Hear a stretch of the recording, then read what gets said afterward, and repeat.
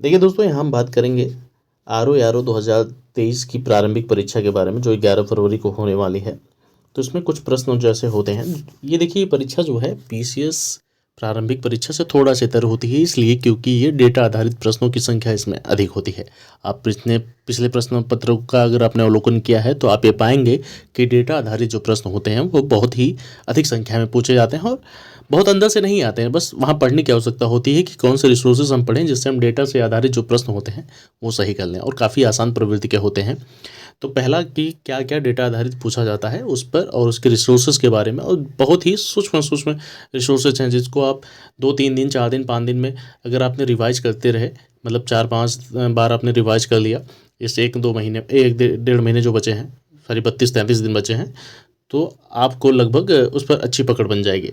तो क्या क्या डेटा आधारित सबसे ज़्यादा आते हैं उसको बारे में हम डिस्कस करेंगे। पहला क्या है कि सेंसस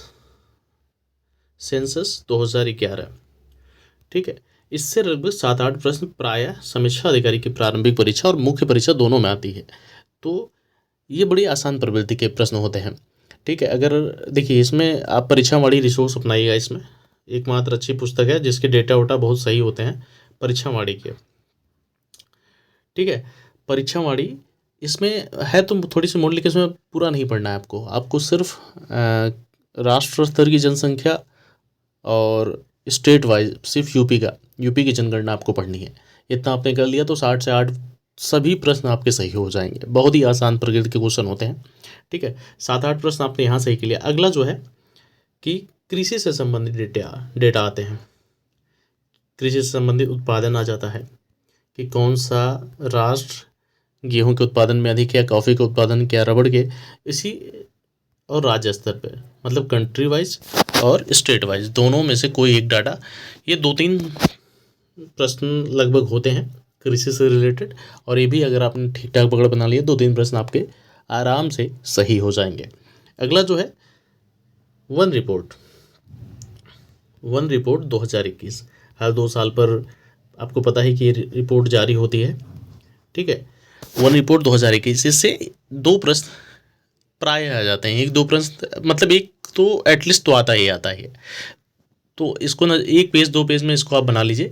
घटना चक्र की आर्थिकी उसमें आपको मिल जाएगा, या फिर आपने कोई इन्वायरमेंट इकोलॉजी की नई पुस्तक ली होगी तो उसमें दी होगी, ठीक है। तो वन रिपोर्ट आप घटना चक्र की आर्थिकी उसमें अच्छे से दिया है, डिटेल वाइज दिया है। तो आप कंट्री राज्य वाइज कि स्टेट कौन सा राज्य वनीकरण या वृक्षावरण में या कौन सा कम है, या कितना प्रतिशत है, कितना प्रतिशत घटा है, कितना प्रतिशत वृद्धि हुई है, मैंग्रोव में कौन कौन से हैं, ये सारे डेटा आपको अच्छे से तैयार होने चाहिए। 1 पेज में इसका शॉर्ट नोट्स बना लीजिए और इसको 2-3-4 बार में आप तैयार कर लीजिए, ठीक है। 1-2 प्रश्न यहाँ से आपके हो गए मान लीजिए। तो मान लीजिए 7 प्रश्न आपके जनसंख्या नगरीकरण सही हो गए, 2 प्रश्न आपके कृषि रिलेटेड सही हो गया, वन रिपोर्ट से आपने दोनों प्रश्न ही कर दिया, तो लगभग 9 प्रश्न लगभग आपके यहाँ सही होते हैं। फिर अगला जो है खनिज उत्पादन, ठीक है।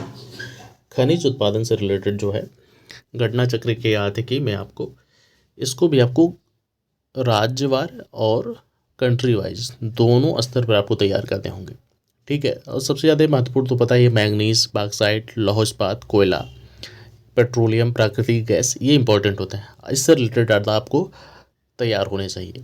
2-3 प्रश्न यहाँ से आ जाते हैं खनिज से रिलेटेड। फिर अगला जो है टाइगर रिजर्व की जो सूची है, जितने टाइगर रिजर्व हैं, ठीक है, उसको एक बार सरसरी निगाह से आपने देखना होगा, ठीक है, जितने टाइगर रिजर्व हैं। और यूपी में जितने टाइगर रिजर्व हैं उसको देख लीजिएगा, 4 जो हैं। उसके बाद यहाँ पर जितने भी आर्द्र भूमि है, ठीक है, पूरे देश का एक बार हर राज्य का अलग अलग देख लीजिएगा। और यूपी में जितने 10 आर्द्र भूमि है उसका एक अलग से आप शॉर्ट नोट्स बना के देख लीजिएगा। 1-2 प्रश्न 3-4 प्रश्न यहाँ से आपको मिल जाएंगे। तो लगभग मैंने 15 प्रश्नों का यहाँ पे लगभग खाका बना दिया है। आपको यहाँ से पढ़ने बहुत सूक्ष्म सूक्ष्म रिसोर्सेज हैं। अगर आपने 3-4 घंटे मेहनत करी इस पर 4-5 दिन तक, तो ये 15 क्वेश्चन आपके हाथ में हो जाएंगे, ठीक है। और जो भी महत्वपूर्ण प्रश्नों की श्रृंखला होगी उसके लिए मैं अलग से वीडियो बना दूंगा। अगर ये वीडियो आपको अच्छी लगती है, अगर आपका कोई सुझाव है इस वीडियो के लिए, तो कमेंट सेक्शन में ज़रूर दें। हम आप आपके सुझाव का स्वागत करेंगे। अगर कोई प्रश्न हो तो उसका जवाब भी ज़रूर देंगे। तो बहुत बहुत धन्यवाद वीडियो देखने के लिए।